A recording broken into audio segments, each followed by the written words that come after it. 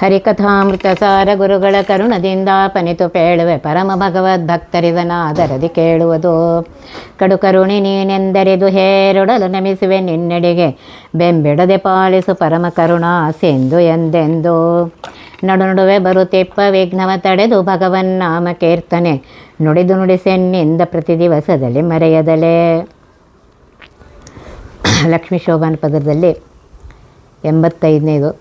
ರುದ್ರನ ಮನೆಯಲ್ಲಿ ರುದ್ರಾಣಿ ದೇವಿಯರು ಭದ್ರ ಮಂಟಪದೇ ಕೊಳ್ಳೇರಿಸೆ, ಸ್ವಾದನ್ನಂಗಳ ಬಡಿಸಲು ಕೈಕೊಂಬ ಮುದ್ದು ನರಸಿಂಹ ಹಸೆಗೇವ.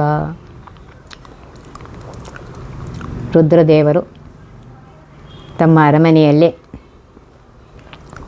ಪಾರ್ವತೀದೇವಿಯರು ಮಂಗಳಕರವಾದ ಮಂಟಪದಲ್ಲಿ ಪರಮಾತ್ಮನನ್ನು ಕುಳ್ಳಿರಿಸಿ ಸ್ವಾದುವಾದ ಅನ್ನಗಳನ್ನು ಬಡಿಸ್ತಾರೆ. ಅದನ್ನು ಸ್ವೀಕರಿಸುವಂತಹ ಒಲುವಿನ ಚೆಲುವಿನ ನರಸಿಂಹನೇ ನಮ್ಮ ಹಸೆ ಮನೆಗೆ ಬಾ ಅಂತ ಹೇಳಿ ಕರೀತಾ ಇದ್ದಾರೆ.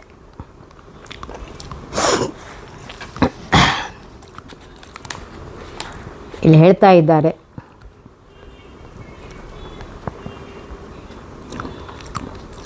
ಕೈಲಾಸದ ರುದ್ರ ಶ್ರೀಮಂತ ಗೃಹಸ್ಥ, ಕುಬೇರನ ಮಿತ್ರ. ವಾಮದೇವ ಅಂತಂದರೆ ಸುಂದರನಾದವನು. ಹಾರಾದಿ ಸರ್ವಾಲಂಕುರ ಭೂಷಿತನಾಗಿ ಮಡದಿ ಉಮೆಯನ್ನು ತೊಡೆ ಮೇಲಿರಿಸಿಕೊಂಡು ಭವ್ಯವಾದ ಅರಮನೆಯೊಳಗೆ ಸಿಂಹಾಸನದಲ್ಲಿ ಕೂತು ಶಿರೋಭೂಷಣ ಚಂದ್ರಮಂಡಲದಿಂದ ಸುರಿವ ಅಮೃತದಲ್ಲಿ ಮಿಂದು ಮಣಿವ ಭಜಿಸುವ ಇಂದ್ರಾದಿ ದೇವತೆಗಳನ್ನು ಅನುಭವಿಸುತ್ತಿರುವ ವಿಶ್ವವನ್ನೇ ಮರೆಸುವ ಸೌಂದರ್ಯ ಮೂರ್ತಿ ಮಂಗಳ ಸ್ವರೂಪಿ ಸದಾಶಿವ ಅಂತ ಹೇಳ್ತಾ ಇದ್ದಾರೆ. ಇಂತಹ ಆದರ್ಶ ಗೃಹಸ್ಥನಾದ ಶಿವ ಭದ್ರಮಂಟಪದಲ್ಲಿ ಉಮೆಯ ಕೈಯಿಂದ ಪರಮಾತ್ಮನಿಗೆ ಅನ್ನವನ್ನು ಉಣಿಸಬಲ್ಲ ಅಂತ ಹೇಳಿ ಹೇಳ್ತಾ ಇದ್ದಾರೆ.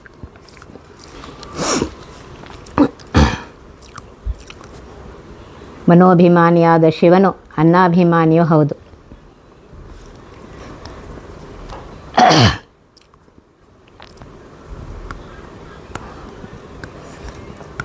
ಲೋಕ ಉಣ್ಣುವ ಎಲ್ಲ ಅನ್ನಕ್ಕೂ ಶಿವ ಅಭಿಮಾನಿಯಾಗಿದ್ದಾನೆ.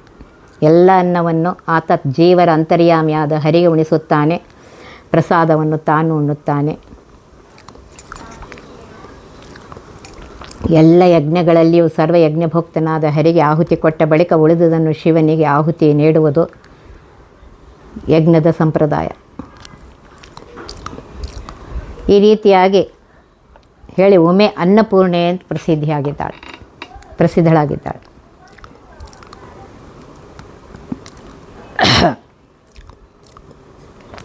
ಶ್ರೀರಾಮ ಒಮ್ಮೆ ಪರಿವಾರ ಸಹಿತನಾಗಿ ವನವಿಹಾರಕ್ಕೆ ದಂಡಕಾರಣ್ಯಕ್ಕೆ ಬಂದಾಗ ಅಗಸ್ತ್ಯ ಮುನಿ ರಾಮನನ್ನು ಸತ್ಕರಿಸಿದ ಮಾತ್ರವಲ್ಲ, ಅನ್ನಪೂರ್ಣೆ ಅನುಗ್ರಹಿಸಿದ ಅಕ್ಷಯ ಪಾತ್ರೆಯ ಬಲದಿಂದ ರಾಮನನ್ನು ಅವರ ಪರಿವಾರದವರೆಲ್ಲರನ್ನು ತೃಪ್ತಿಪಡಿಸಲೆಂದು ಆನಂದ ರಾಮಾಯಣದಲ್ಲಿ ಬಂದಿದೆ. ಹೀಗೆ ಶಿವ ತಾನು ಅನ್ನಾಭಿಮಾನಿ, ಅವನ ಪತ್ನಿ ಅನ್ನಪೂರ್ಣೆ ಆಗಿದ್ದಾಳೆ.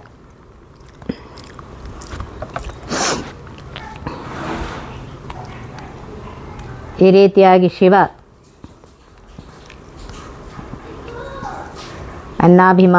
ಮತ್ತು ಅನ್ನಪೂರ್ಣೆಯರು ಜೊತೆಗೂಡಿ ಅನ್ನಮಯ ಅನಿರುದ್ಧನಿಗೆ ಅನ್ನ ಉಣಿಸುವುದರಿಂದ ಲೋಕಕ್ಕೆಲ್ಲ ತೃಪ್ತಿಯಾಗಿದೆ.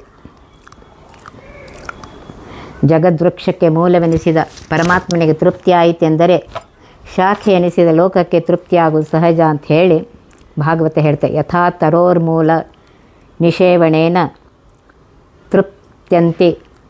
ತೃಪ್ಯಂತಿ ತತ್ ಸ್ಕಂದಭುಜೋಪ ಶಾಖಾಹ ಅಂತ ಹೇಳ್ತಾರೆ. ಹರಿಗೆ ಯಥೇಚ್ಛ ಅನ್ನ ಉಣಿಸಿಯೇ ರುದ್ರ ಪದವಿಯನ್ನು ಸಂಪಾದಿಸಿಕೊಂಡ ಅಂತ ಹೇಳಿ ಋಗ್ವೇದವು ಸ್ಪಷ್ಟವಾಗಿ ಹೇಳ್ತಾ ಇದೆ.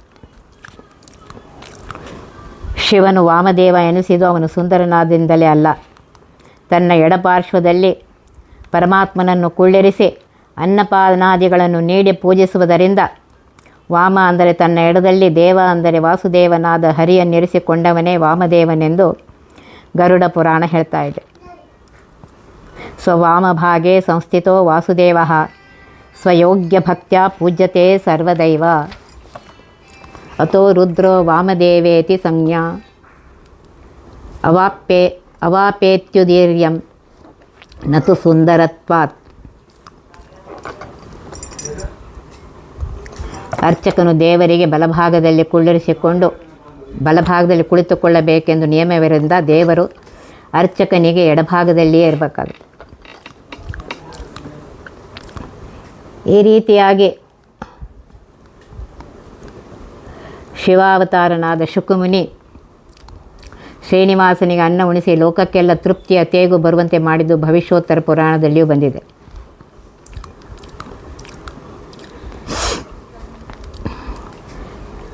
ಇಲ್ಲಿ ಹೇಳ್ತಾ ಇದ್ದಾರೆ, ರುದ್ರದೇವರ ಆರಾಧ್ಯ ಮೂರ್ತಿ ನರಸಿಂಹ.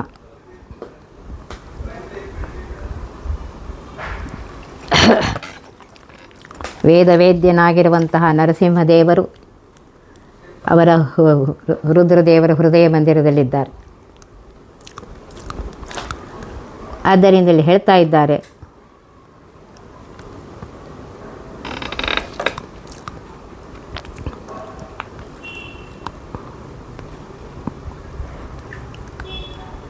ಶಿವನಿಗೆ ಪ್ರಿಯತಮವಾದ ಎಲ್ಲಕ್ಕಿಂತ ಪ್ರಿಯತಮ ಅವನೊಳಗಿರುವ ಪರಮಾತ್ಮ.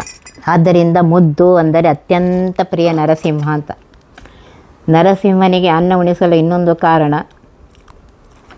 ಭವಿಷ್ಯೋತ್ತರ ವೆಂಕಟೇಶ ಮಹಾತ್ಮೆಯಲ್ಲಿ ಹೇಳಿದ್ದಾರೆ. ಅಲ್ಲಿ ಪರಮಾತ್ಮನ ಆಜ್ಞೆಯಂತೆ ಬ್ರಹ್ಮನು ಅಹೋಬಲ ನರಸಿಂಹನಿಗೆ ಅನ್ನ ನಿವೇದನ ಮಾಡಿದ ಅಂತ ಬರುತ್ತೆ.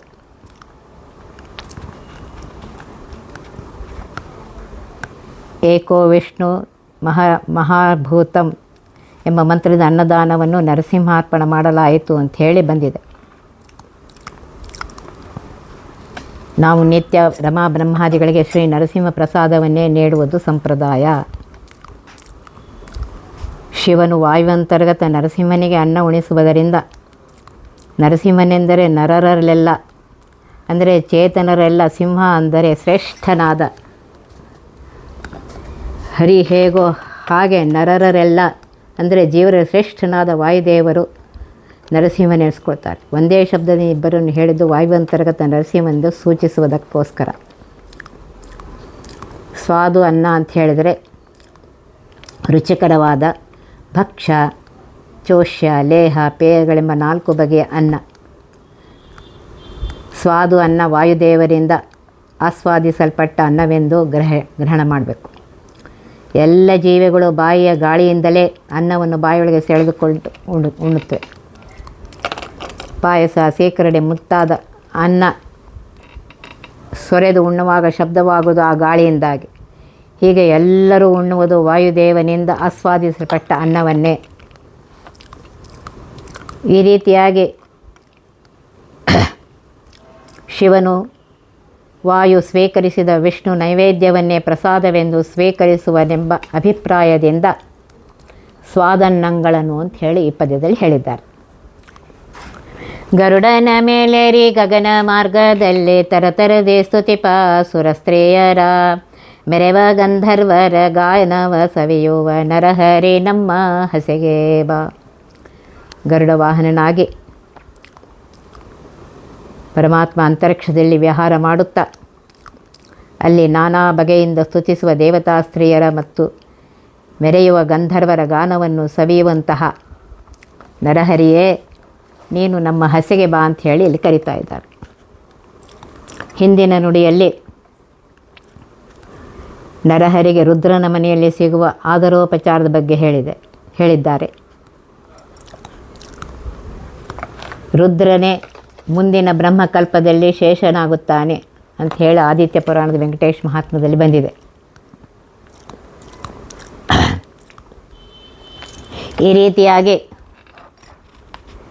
ಹಿಂದಿನ ರುದ್ರನೇ ಇಂದಿನ ಶೇಷನೆಂದ ಮೇಲೆ ರುದ್ರನ ಮನೆಯ ಬಗ್ಗೆ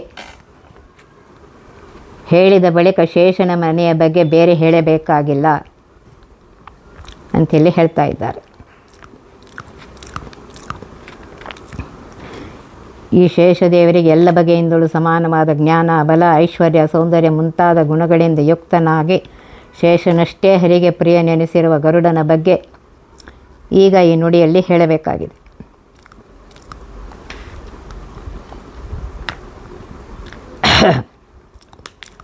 ಗರುಡನಿಗೆ ಶೇಷನಂತೆ ಒಂದು ಲೋಕವೆಂಬುದಿಲ್ಲ. ಕಾಲಿಂದ ಮೊಳಕಾಲವರೆಗೆ ಚಿನ್ನದ ಬಣ್ಣ, ನಾಭಿಯವರೆಗೆ ಬಿಳಿ ಬಣ್ಣ, ಕುತ್ತಿಗೆಯವರೆಗೆ ಕೆಂಪು ಬಣ್ಣ, ತಲೆಯವರೆಗೆ ಹಸಿರು ಬಣ್ಣ, ತಲೆಯ ಮೇಲೆ ಕಪ್ಪು ಬಣ್ಣ, ಹೀಗೆ ಪಂಚವರ್ಣಗಳಿಂದ ಶೋಭಿಸುವ ಹೊಂಬಣ್ಣದ ರೆಕ್ಕೆಯಿಂದ ಕೂಡಿದ ಸುಂದರ ಪಕ್ಷಿಯಾಗಿ, ಪಕ್ಷಿಗಳ ರಾಜನಾಗಿ ಆಕಾಶದಲ್ಲೆಲ್ಲ ಅತ್ಯಂತ ಠೀವಿಯಿಂದ ಸಂಚರಿಸಿ ಮೆರೆಯುತ್ತಾನೆ. ಪರಮಾತ್ಮ ನೆನೆಸಿದಾಗಲೆಲ್ಲ ಆ ಪರಮಾತ್ಮನನ್ನು ಹೊತ್ತುಕೊಂಡು ತಿರುಗುತ್ತಾನೆ, ಅವನ ಮನೆ ಕಾಯುತ್ತಾನೆ, ಅವನ ಶತ್ರುಗಳ ಮೇಲೆ ಎರಗುತ್ತಾನೆ ಅಂತ ಹೇಳಿದ್ದಾರೆ. ಆದ್ದರಿಂದ ಗರುಡನು ಹರಿಗೆ ವಾಹನ ಅಂತ ಹೇಳಿ ಕರೀತಾ ಇದ್ದಾರೆ. ಗರುಡ ವೇದಗಳಿಗೆ ಅಭಿಮಾನಿ ಮಾತ್ರವೇ ಅಲ್ಲ,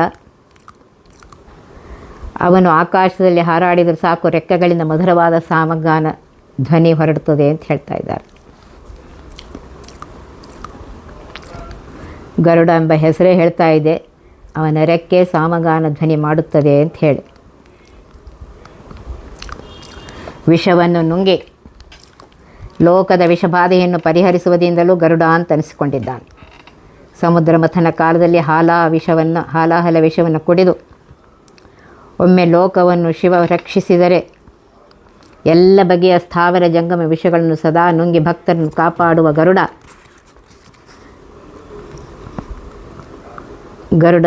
ಗರುಡ ಮಂತ್ರದಲ್ಲಿ ಧ್ಯಾನ ಶ್ಲೋಕ ಇದನ್ನೇ ಹೇಳಿದೆ. ಸ್ಮರ್ತॄಣಾಂ ಕ್ಷಮಯಂತ ಮುಗ್ರಮಖಿಲಂ ನೃಣಾಂ ವಿಷಂ ತತ್ಕ್ಷಣಾತ್.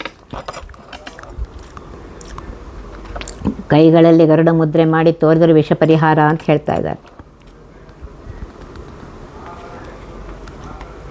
ವಿಷ ಪರಿಹಾರಕ್ಕಾಗಿಯೇ ಗರುಡ ಹಾವುಗಳನ್ನು ತಿನ್ನುತ್ತಾನೆ ಅಂತ ಹೇಳ್ತಾ ಇದ್ದಾರೆ.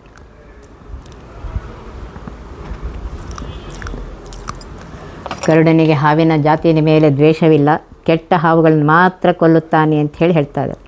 ಒಳ್ಳೆಯ ಹಾವುಗಳನ್ನು ಪ್ರೀತಿಸುತ್ತಾನೆ ಅಂತ ಹೇಳ್ತಾರೆ. ತನ್ನ ಮೈ ಮೇಲೆ ಹೂವಿನ ಹಾರದಂತೆ ಹಾವುಗಳನ್ನು ಹಾಕಿಕೊಂಡು ಉರಗಭೂಷಣ ಶಿವನಂತೆ ಮೆರೆಯುತ್ತಾನೆ ಅಂತ ಹೇಳಿದ್ದಾರೆ.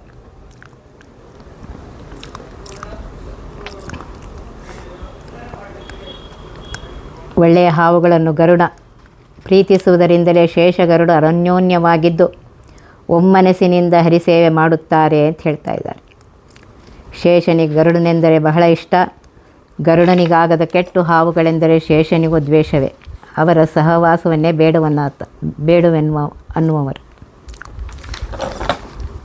ಈ ರೀತಿಯಾಗಿ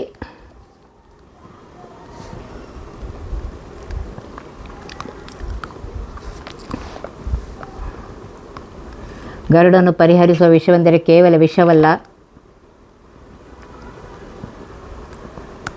ಎಲ್ಲ ಅಮಂಗಳಗಳನ್ನು ಪರಿಹರಿಸಿ ಮಂಗಳ ಉಂಟು ಮಾಡುವವನು ಸಾಮಗಾನ ಬಲದಿಂದ ಅಂತ ಹೇಳ್ತಾರೆ. ಈ ಸಾಮಗಾನ ಸರ್ವ ಅಮಂಗಳ ಪರಿಹಾರಕವಾದ ಮಂಗಳದಾಯಕವಾದ ಯಜ್ಞಗಳಲ್ಲಿ ಅವಶ್ಯಕವಾದ ಭಾಗವೇ ಆಗಿದೆ, ವೀಣಾವಾದನಯುಕ್ತವೂ ಆಗಿದೆ ಅಂತ ಹೇಳ್ತಾ ಇದ್ದಾರೆ.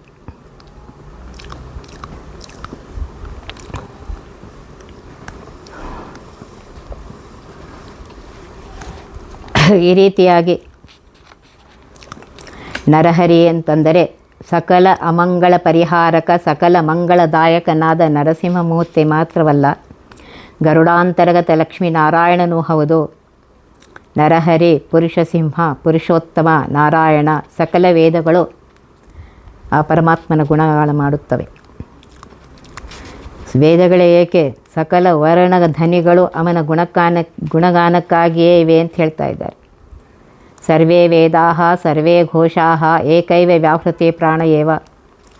ಸಕಲ ವರ್ಣಧ್ವನಿಗಳಿಂದಲೂ ವಾಚ್ಯನಾಗಿ ಆ ವರ್ಣಧ್ವನಿಗಳನ್ನು ಆಲಿಸುತ್ತಾ ಗಣಕದಲ್ಲಿ ಸಂಚರಿಸುವ ಗರುಡ ವಾಹನನಾದ ಹರಿಯೇ ನಮ್ಮ ಹಸೆ ಮನೆಗೆ ಬಾ ಅಂತ ಹೇಳಿ ಇಲ್ಲಿ ಕರಿತಾ ಇದ್ದಾರೆ. ನಿಮ್ಮಣ್ಣನ ಮನೆಯ ಸುಧರ್ಮ ಸಭೆಯಲ್ಲಿ ಒಮ್ಮೆ ರಸ ನಮಿಸಿದ ಧರ್ಮ ರಕ್ಷಕ ನೆನಪ ಶ್ರೀಕೃಷ್ಣ ಕೃಪೆಯಿಂದ ಪರಮ ಮೂರುತಿಯೇ ಹಸೆಗೆ ಬಾ.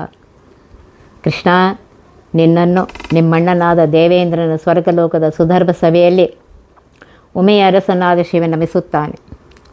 ಧರ್ಮ ರಕ್ಷಕಿಸಿ ಎನಿಸುವಂತಹ ಪರಮ ಮೂರುತಿಯಾದ ಶ್ರೀಕೃಷ್ಣನೇ ನೀನು ಹಸೆಗೆ ಬಾ ಅಂತ ಹೇಳಿ ಇಲ್ಲಿ ಕರಿತಾ ಇದ್ದಾರೆ.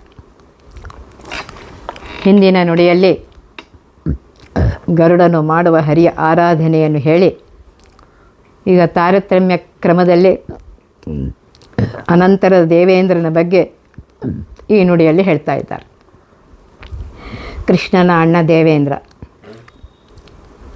ಅದಿತಿ ಕಶ್ಯಪ ದಂಪತಿಗಳಲ್ಲಿ ದ್ವಾದಶ ಆದಿತ್ಯರಲ್ಲಿ ಕೊನೆಯವನಾಗಿ ವಿಷ್ಣು ಎನಿಸಿ ಅವತರಿಸಿದಂದಿನಿಂದ ಹಿರಿಯ ಆದಿತ್ಯನಾದ ಇಂದ್ರ ಹರಿಗೆ ಅಣ್ಣನಾದ. ಹರಿ ಪರಮಾತ್ಮ ಇಂದ್ರನೇ ಕಿರಿಯವ ತಮ್ಮ, ಆದ್ದರಿಂದ ಉಪೇಂದ್ರ ಅಂತ ಅನಿಸ್ಕೊಂಡ. ಇದು ಕೇವಲ ಲೀಲೆ. ವಸ್ತುತಃ ಪರಮಮೂರ್ತಿಯಾಗಿರುವಂತಹ, ಸರ್ವೋತ್ತಮನಾಗಿರುವಂತಹ, ಧರ್ಮರಕ್ಷಕನಾಗಿರುವಂತಹ, ಧರ್ಮ ರಕ್ಷಣೆಗಾಗಿ ನಾನಾ ಅವತಾರಗಳನ್ನು ಮಾಡುವಂತಹ ಪರಮಾತ್ಮ. ಅದರಂತೆ ಪರಮಾತ್ಮ ಉಪೇಂದ್ರನಾಗಿ ಅವತಾರ ಮಾಡಿದ್ದಾನೆ. ಈ ರೀತಿಯಾಗಿ ಪರಮಾತ್ಮ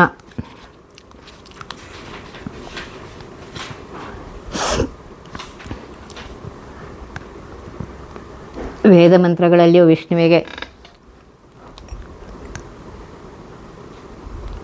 ಸೂತ್ರಗಳಿವೆ, ಇಂದ್ರನಿಗೂ ಸೂತ್ರಗಳಿವೆ.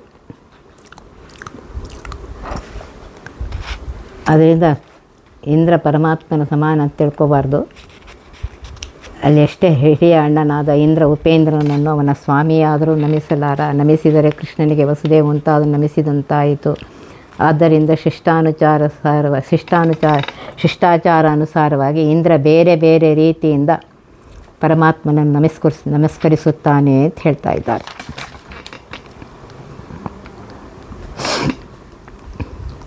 ಸುಧರ್ಮ ಸಭೆ ಅಂತಂದರೆ ದೇವಲೋಕದ ಸಭೆ, ಅದು ಸುಧರ್ಮ ಸಭೆ ಅಂಥೇಳಿ ಪ್ರಸಿದ್ಧವಾಗಿದೆ. ನಿಮ್ಮಣ್ಣನ ಮನೆ ಅಂಥೇಳಿ ಇಲ್ಲಿ ಹೇಳ್ತಾ ಇದ್ದಾರೆ. ಆದರೂ ಕೃಷ್ಣ ದ್ವಾರಕೆಯಲ್ಲಿ ಒಂದು ಸುಧರ್ಮ ಸಭೆ ಇದೆ.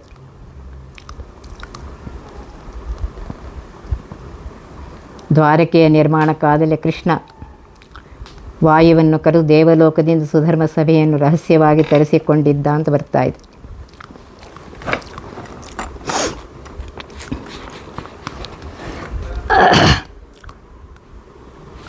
ಅದು 150 ಯೋಜನ ಉದ್ದ, 100 ಯೋಜನ ಅಗಲ, 5 ಯೋಜನ ಎತ್ತರವಿದ್ದು ಸೂರ್ಯನಂತೆ ಹೊಳೆಯುತ್ತಾ ಆಕಾಶದಲ್ಲಿ ಬೇಕೆಂದಲ್ಲಿಗೆ ಚಲಿಸುವಂಥದ್ದಾಗಿತ್ತದು.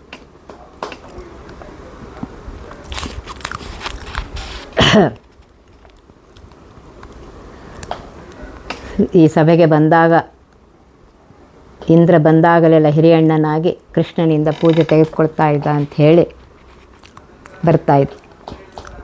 ಈ ರೀತಿಯಾಗಿ ಧರ್ಮರಕ್ಷಕನಾಗಿರುವಂತಹ ಶ್ರೀಕೃಷ್ಣ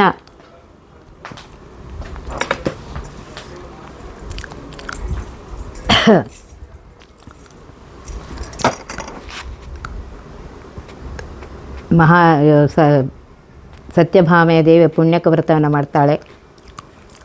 ಆ ವ್ರತ ನಿಯಮದಂತೆ ಪಾರಿಜಾತ ಹೂವಿನ ಮಾಲೆಯನ್ನು ಪತಿಯ ಕೊರಳಿಗೆ ಹಾಕಿ ಅವನನ್ನು ಒಬ್ಬ ಬ್ರಾಹ್ಮಣನಿಗೆ ದಾನ ಮಾಡಬೇಕು. ಬಳಿಕ ಸರಿಯಾದ ಬೆಲೆಯನ್ನು ಕೊಟ್ಟು ಹಿಂತಿರುಗಿ ಪಡಿಬೇಕು. ಆದ್ದರಿಂದ ಈ ವ್ರತಕ್ಕೆ ಪಾರಿಜಾತದ ಹೂ ಬೇಕಾಗಿತ್ತು. ಕೃಷ್ಣ ತಾನು ಈ ವ್ರತದ ರಕ್ಷಣೆಯ ನೆಪ ಮಾಡಿಕೊಂಡು ಸ್ವರ್ಗದಿಂದ ಪಾರಿಜಾತ ವೃಕ್ಷವನ್ನೇ ತಂದಿದ್ದಾನೆ ಅಂತ ಹೇಳ್ತಾರೆ.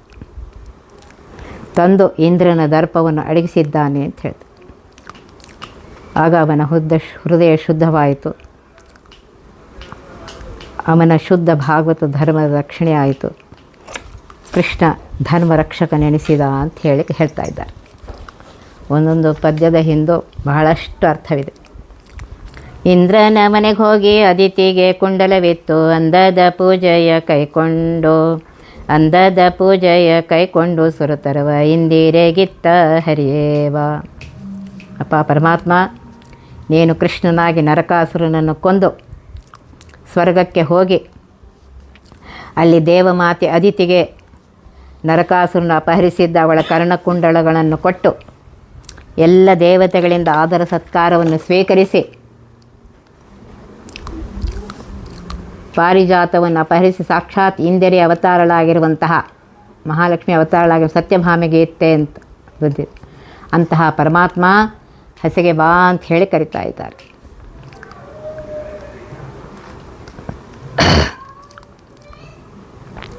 ಶ್ರೀಕೃಷ್ಣ ಪಾರಿಜಾತವನ್ನು ತಂದು ಭಾಗವತದಲ್ಲಿ ಒಂದು ಬಾರಿ ಬಂದಿದ್ದರೆ ಹರಿವಂಶದಲ್ಲಿ 2 ಬಾರಿ ಬಂದಿದೆ ಅಂತ ಹೇಳ್ತಾ ಇದ್ದಾರೆ. ಒಮ್ಮೆ ಅದಿತಿಗೆ ಕುಂಡಲವಿತ್ತು, ಇಂದ್ರನ ಅನುಮತಿಯಿಂದಲೇ ಯುದ್ಧವಿಲ್ಲದೆ ಪಾರಿಜಾತ ತಂದದ್ದು. ಇನ್ನೊಮ್ಮೆ ಯುದ್ಧ ಮಾಡಿ ತಂದದ್ದು. ನಿರ್ಣಯದಲ್ಲಿಯೂ 2 ಉಲ್ಲೇಖ ಬಂದಿದೆ ಅಂತ ಹೇಳ್ತಾ ಇದ್ದಾರೆ.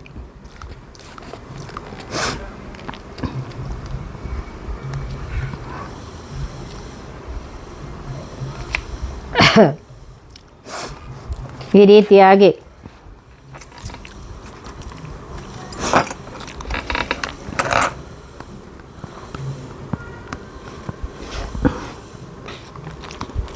ಪಾರಿಜಾತದ ಹೂವನ್ನು ತಂದು ಕೊಟ್ಟದ್ದನ್ನು ಹೇಳೋದಲ್ಲೇ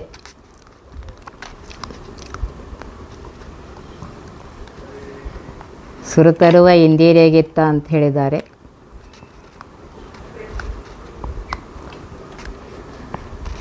ಇಲ್ಲಿ ಹೇಳ್ತಾ ಇದ್ದಾರೆ ಮಹಾಲಕ್ಷ್ಮೀ ದೇವಿ ಕೊಟ್ಟಿದ್ದಾರೆ ಅಂತ ಹೇಳಿ ಹೇಳ್ತಾ ಇದ್ದಾರೆ. ಆ ರೀತಿಯಾಗಿ ತಿಳ್ಕೊಬೇಕಂತ ಹೇಳ್ತಾ ಇದ್ದಾರೆ.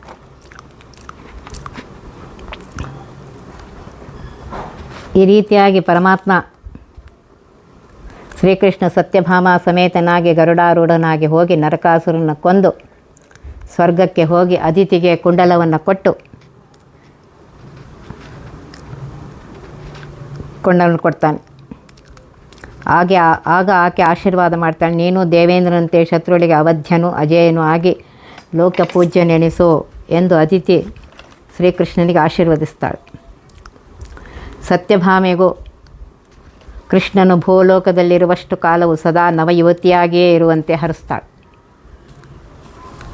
ಇಂದ್ರ ಶಚಿಯರು ಕೃಷ್ಣಭಾಮೆಯರಿಗೆ ವಸ್ತ್ರಾಭರಣ ಕೊಟ್ಟು ಸತ್ಕಾರ ಮಾಡ್ತಾರೆ. ಎಲ್ಲ ದೇವತೆಗಳು ಅಭಿವಂದಿಸಿ ಆದರಿಸ್ತಾರೆ. ಇದೇ ದೇವತೆಗಳು ಮಾಡಿದ ಅಂದದ ಪೂಜೆ, ಅದನ್ನು ಶ್ರೀಕೃಷ್ಣ ಕೈಕೊಂಡ ಅಂತ ಹೇಳ್ತಾ ಇದ್ದಾರೆ.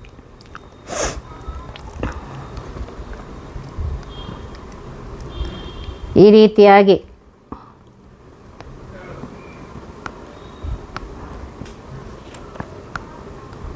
ಪರಮಾತ್ಮ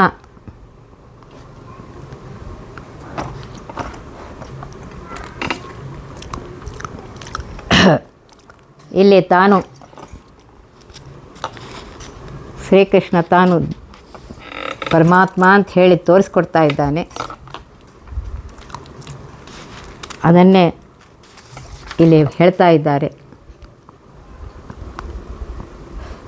ಆ ವೃಕ್ಷ ಹೇಗಿತ್ತು ಅನ್ನೋದನ್ನು ನಾಳಿನ ದಿವಸ ನೋಡೋಣಂತೆ.